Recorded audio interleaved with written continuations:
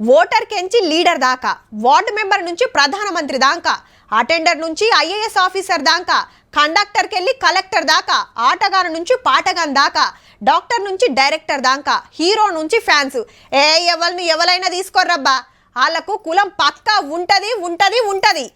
ఎంత దాచినా ఏదో టైంలో బయటపడు గ్యారంటీ.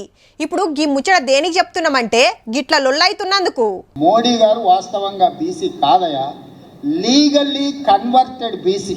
నరేంద్ర మోడీ గారు పుట్టుకతో బీసీ కాదు, పుట్టుకతో ఉన్నత కులము.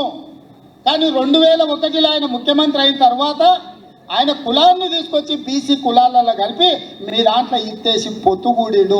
ముఖ్యమంత్రి సార్ ఈ మాట అనగానే చాలా మంది గూగుల్ తల్లిని అడుగుతాండ్రు మోడీ సార్ ఏ కులమో చెప్పుమని. చరిత్ర మారేస్తే గుజరాత్ రాష్ట్రంలో తెలి కులంలో మోత్ కాంచి అనే ఉపకులం కొన్ని బిజినెస్లు చేస్తారు.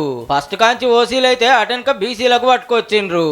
94లో కాంగ్రెస్ గవర్నమెంట్ ఉన్నది గుజరాత్ లో, ఆ కులాన్ని బీసీలలో కలిపారు. మోదీ గారి కులాన్ని చెప్పదలుచుకుంది మోడీ గారు పుట్టుకతో బీసీ కాదు. ఎవరు ప్రభుత్వం ముందు ఎవరు మార్చిన సమస్య కాదు. ఇక్కడ కులం ఎప్పుడు ఓబీసీ జాబితాలోకి వచ్చిందనేది సమస్య.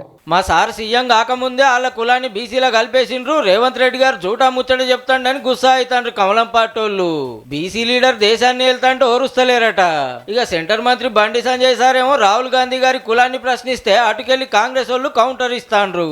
మీ ఆది నాయకుడు రాహుల్ గాంధీ గారు ఏ కులానికి సంబంధించిన వ్యక్తి, ఏ మతానికి సంబంధించిన వ్యక్తి, ఏ దేశానికి సంబంధించిన వ్యక్తి. ఈ దేశవ్యాప్త కులగణన చెయ్యండి. రాహుల్ గాంధీ గారి కులం ఏంటో మీకు స్పష్టంగా సంతకం పెట్టి మరీ చెప్తారన్న. బీసీని బీసీ కాదన్నందుకు కమలం పార్టీల కొట్లాటం తారీఫ్ చేయవలసిందే.